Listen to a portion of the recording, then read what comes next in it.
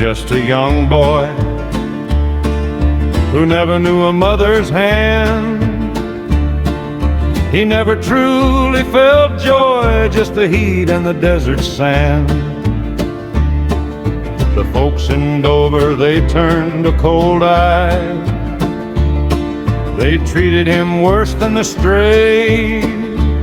They saw his pa's blood in the depth of his side, and they wished he would just go away.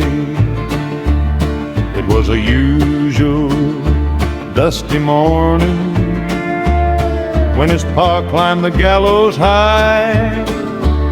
While the lawmen were all gloryin', he watched his father die.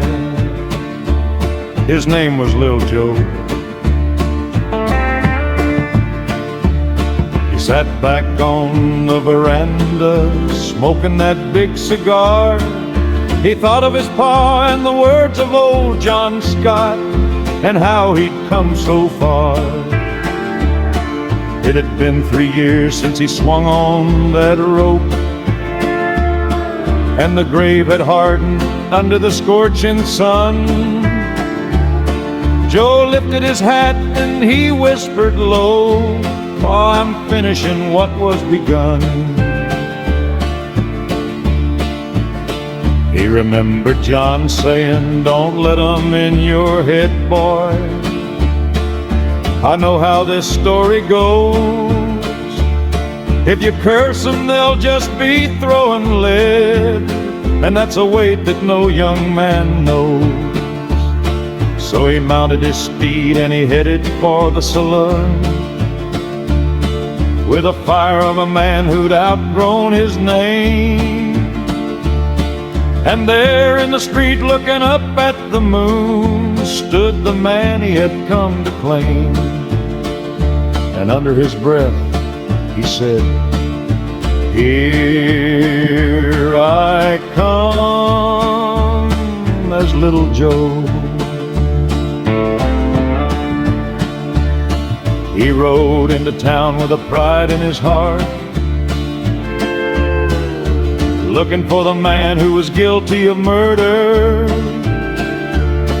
He was there to finish what his father started, and he found the man standing there in a shudder.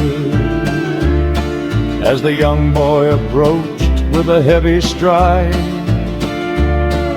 the dust kicked around their boots. The boy lifted his head and looked him in the eye. You remember the boy who watched his father die, as you stood at the lever hiding your life. His hand brushed the steel, but the man was too slow. The thunder echoed out through the heat. Joe didn't look back as the man hit the ground, and the blood turned to mud in the street.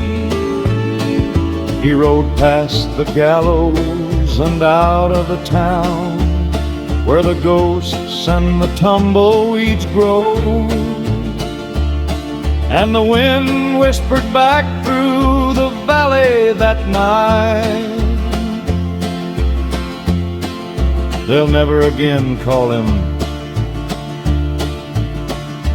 Lil Joe.